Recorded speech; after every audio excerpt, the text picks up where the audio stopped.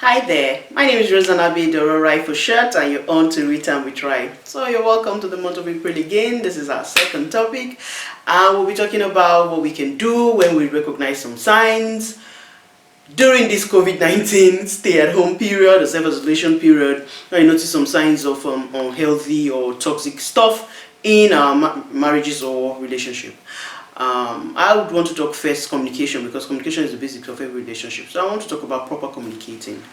You're at home with your spouse now, and maybe you have had this issue before where you're not communicating right, or you feel that something is not just right because the people are staying at home. You know, this staying at home thing, it's not everybody that can take it. Some people's mental health would get affected. That's just the truth. Some people will get depressed and all that. So that's why we've been saying be productive, try to do something, to take away your time and all. But then again, you can look inwards now towards your relationship and say, why were we together in the first place? Those sparks, those things that happened initially before kids came in, before you had to become as busy as you are. This is a time for you to rebuild your relationship, frankly. So if you're not communicating right, these are steps I think you can take. You can start by sending each other, text messages, even while you're in the same house. You could send sweet words. You could, while passing by, while coming to the kitchen, while going to the dining, while going to place, you could say something nice to your spouse. See, this thing about communication, it's not every time that it has to be, let's sit down, we must iron this issue out. Sit down, this problem, we must discuss it. Sometimes you just passingly say nice things, encourage the person that, maybe if your wife was trying to lose weight, just, while she's passing, really this thing is working, you're losing weight. Or if it's your husband that was trying to do something or try or the other, you could just encourage, you could just speak life into this person.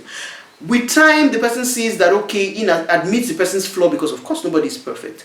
Admits the person's flaws, you're seeing something positive. This should be a time where you see positive things. I'm not saying you won't bring up issues where you see it or where you guys need to talk about it. But when you're always on the negative, it's always the negative thing you're bringing up, always the negative thing you're bringing up.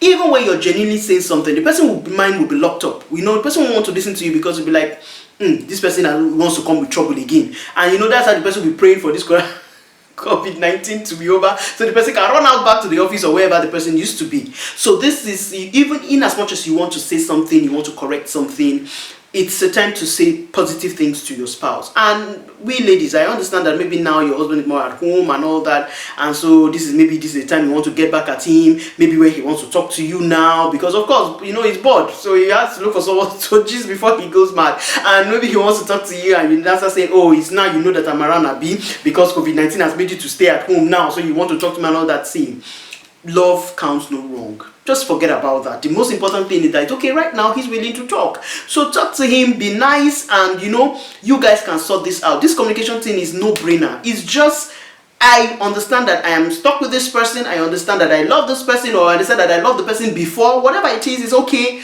If now this person is the father or mother or whatever to my kids, I need a healthy environment for my children. I need a healthy environment for me too, for your mental health. So this is something you just sit down and leave grudges away, sit down, discuss with this person and say nice things. See, this thing about marriage, the person can be like the way you discuss with your siblings. So it's not a function of, because you're married to the person, you must now, everybody must not be on attention to listen or to talk. It must be a serious thing. No, you guys can casually talk over meals. You can even watch a movie together. Some couples cannot remember when last they watch a movie together. You can watch a movie together. You can do something. You can even read books together. It's possible. Just look for something that is of interest to both parties, and you guys work at it. See, communication is easy. From there, it will build. I cannot just tell you that, work on your communication. So sit down and say, look, we have communication problem. We must begin to talk. You can begin to subtly, solve this communication by looking for something that both of you love, something that both of you like doing. With that, maybe when you guys are watching a movie, you must talk, of course, about the movie. Me, I cannot keep quiet when I'm watching a movie. I don't know, some people do, how they manage to keep quiet. So, if you're like me, that means you have to talk. Like, did you see that?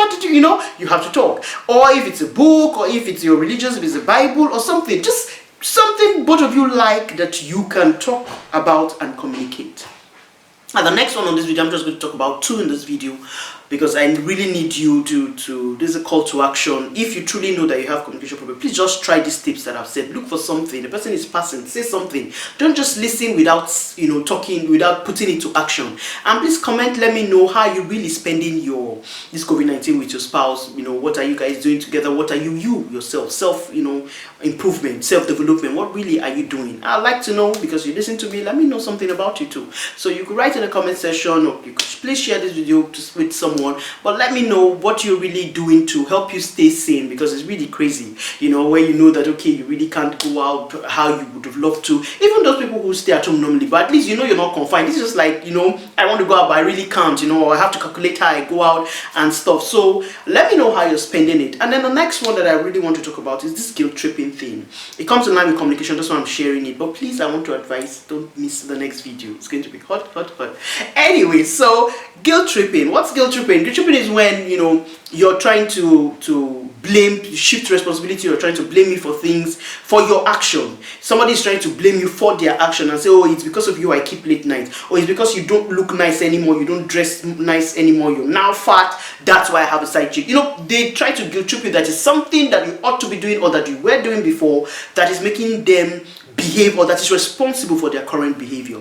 Look, that thing is unhealthy in a relationship, and I know most people are going to be going through this COVID-19 period, because a lot of men want to justify the reason why they really were going out and say, oh, look at you, you're now you're now tired, or you now look unkept or whatever. The truth of the matter is, if a woman has so much to do, house chores, maybe her own self-development things, look after the kids and all, it's hard, and maybe she doesn't have a help, and you as a man is not helping, it's really hard for her to maintain it. She has to work on the double, to be able to still look presentable and still look good. So kudos to women who are still keeping it in as much as they have a lot of things to do.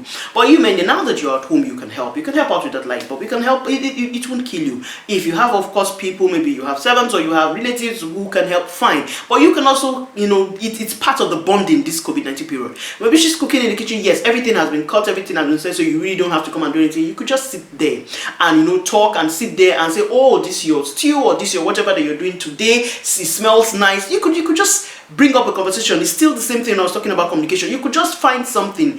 You have to be the conversation starter too. It's not all the time that whoever, I don't know about your relationship, but sometimes it's always the men who try to start conversation, sometimes it's always the women. So in this time that you guys are around, you could switch it. You also can be a conversation starter. You can also, talk and start this conversation with your spouse. So stop guilt tripping. It's okay, you're not at home, and maybe truthfully that without this COVID-19 you wouldn't have been at home. You would prefer spending it out with someone else.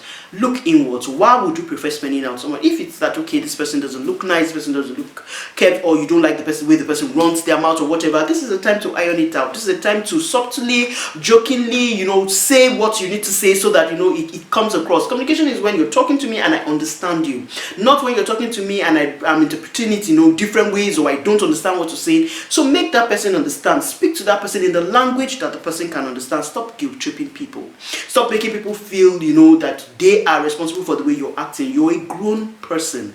You're responsible for your actions. If you feel that I'm doing something, or the person is doing something that is making you to act in a certain way, then if you really want a healthy relationship, speak to the person so that the person corrects it and you also correct your action.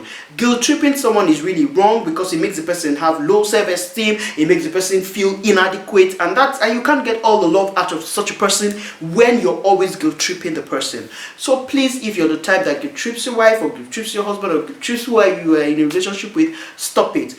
Take responsibility. This COVID-19 should do one thing for you. It should at least make you be true to yourself. Take responsibility for your actions. So join me next week, Thursday. I told you it's going to be hot, 8 p.m. inside European time, right on this page. And if you haven't liked it, if you haven't shared, if you haven't ever commented, I'd like to hear from you. How, like I said earlier, how are you spending this self-isolation period? What really are you doing to keep you sane? Bye.